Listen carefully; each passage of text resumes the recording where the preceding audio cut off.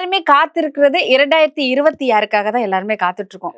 எவ்வளவோ கஷ்டங்கள் பார்த்துட்டோம், எவ்வளவோ விஷயங்கள், எவ்வளவோ இழப்புகள். நிறைய சின்ன குழந்தைகள் ரேப் பண்ணப்பட்டாங்க, நிறைய பேர் இறந்து போனாங்க.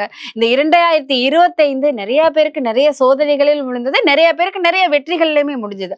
ஆனா வரப்போற 2026 12 ராசிகள்ல எந்தெந்த ராசிக்காரர்களுக்கு சூப்பரா இருக்கும், கொடிகட்டி பறப்பாங்க, ராஜயோகம் இவங்களுக்கு தான் அப்படின்னு யாருக்கெல்லாம் இருக்கும், எந்தெந்த ராசிக்காரர்களுக்கு இவ்வளவுதாங்க இருக்கும், இவ்வளவுதான் நடக்கும், கொஞ்சம் புவர் தான் அப்படிங்கிறது மக்களுக்கு ரொம்ப தெளிவா எடுத்து சொல்லலாம். சோ பொதுவா 12 ராசிக்காரர்களுக்கும் எப்படி இருக்கும் அப்படின்னு சொல்லுங்க. நமது நேயர்கள் அனைவருக்கும் எனது இனிய ஆங்கில புத்தாண்டு நல்வாழ்த்துக்களை தெரிவித்துக் கொள்கிறேன். நான் உங்கள் டிஜே சுந்தரபாண்டி, சிவகாசியிலிருந்து.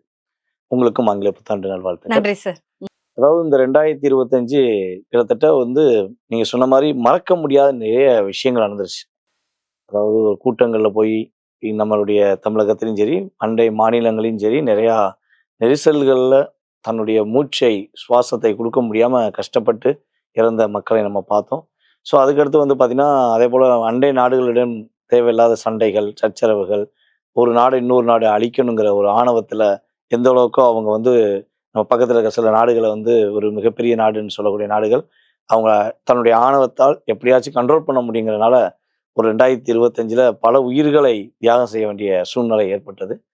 ஆனா இந்த 2026 பார்த்தீங்கன்னா அதற்கு மிகப்பெரிய ஒரு மாற்று செயல்பாடாக நடக்கும். இந்த உயிரிழப்புகள்னு சொல்லி மொத்தமா இறந்த விஷயங்கள் தவிர்க்கப்பட வேண்டிய சூழ்நிலை.